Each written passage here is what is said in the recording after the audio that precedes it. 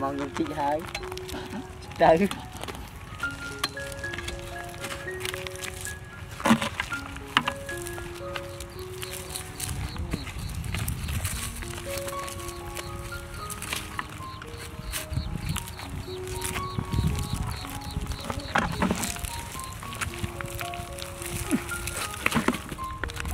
đây là một nữa ôi là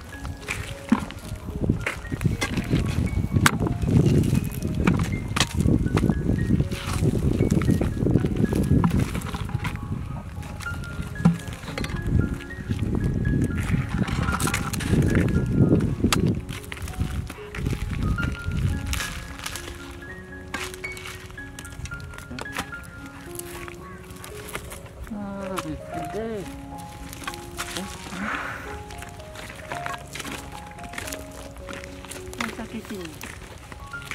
cái này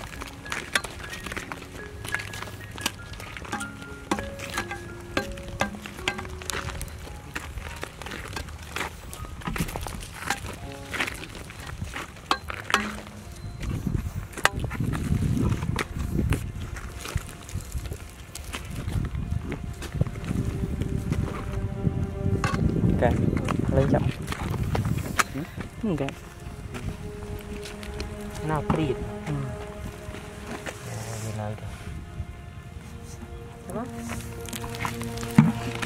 đây mà nó đã đọc nó rồi này lon tòn mua viên hồ tự ông tập kriệt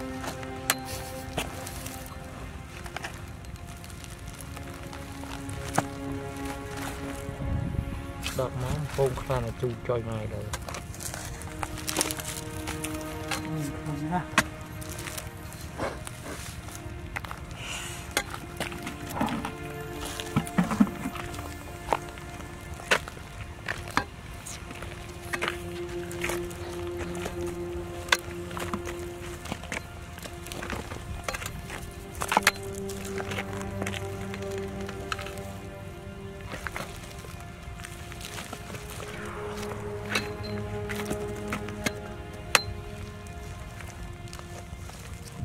nước này hết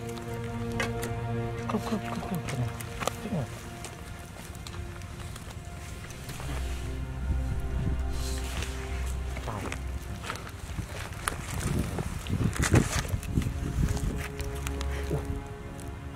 thôi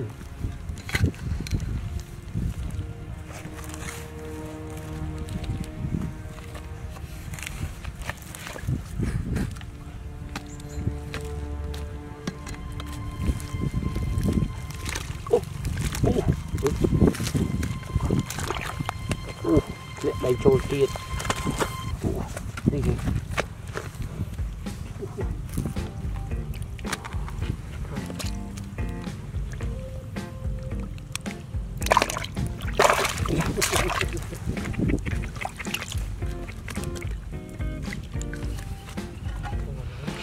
tolong cek capek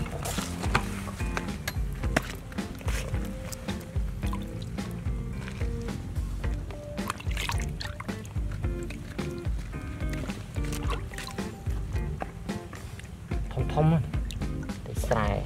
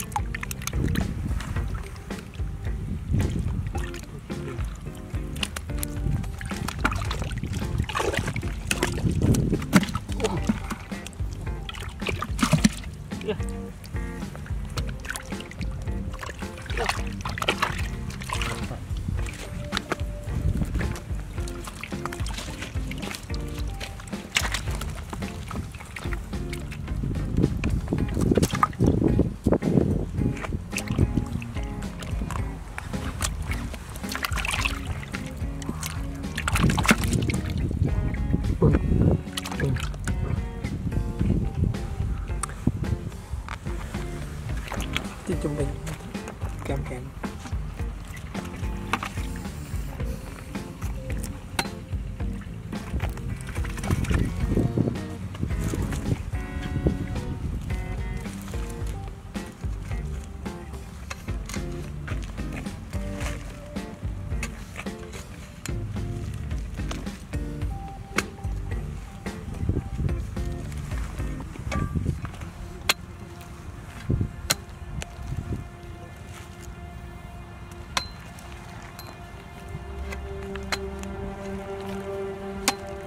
Hãy subscribe cho kênh Ghiền Mì Gõ để không bỏ lỡ những video hấp dẫn.